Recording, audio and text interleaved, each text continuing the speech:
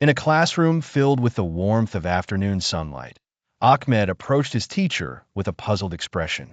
Peace be upon you, sir. I am well, thank you. But there is something that troubles me that I wish to discuss. Ahmed began in earnest curiosity. His teacher, always eager to engage with his students, replied, Please, Ahmed, tell me what's on your mind.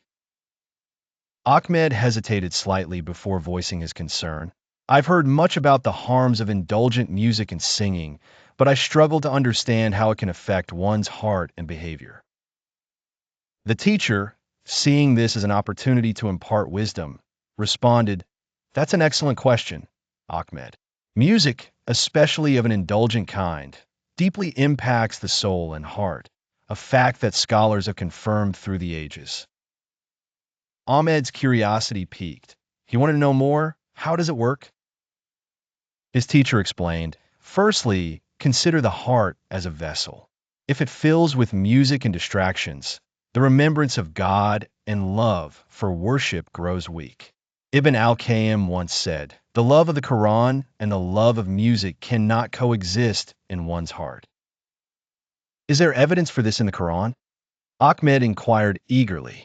Indeed, Allah says, And among the people is he who buys the amusement of speech to mislead others from the way of Allah without knowledge, and who takes it in ridicule. Those will have a humiliating punishment. Luqman 6.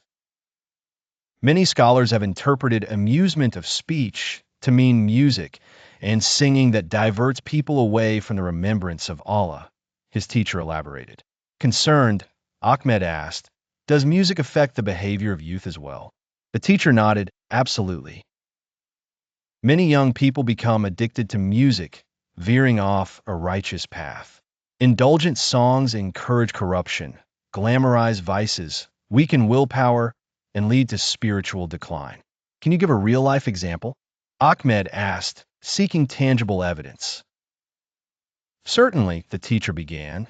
There was a young man who memorized the Quran and diligently prayed, known for his exemplary character.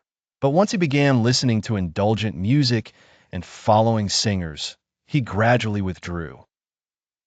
He neglected the Quran, became lazy with prayers, and eventually fell into a lifestyle of parties and sin.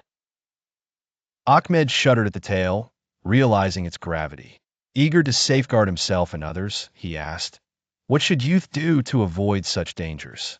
His teacher advised, Youth should replace songs with the Quran and permissible Islamic anashid. They should fill their time with beneficial knowledge and work, and keep the company of the righteous who support them in their faith. Thankful, Ahmed said, May Allah reward you, sir, for helping me understand the dangers of indulgent music and how we must guard against it. His teacher responded warmly, And you as well, Ahmed. May Allah guide us to truth and keep us steadfast upon it.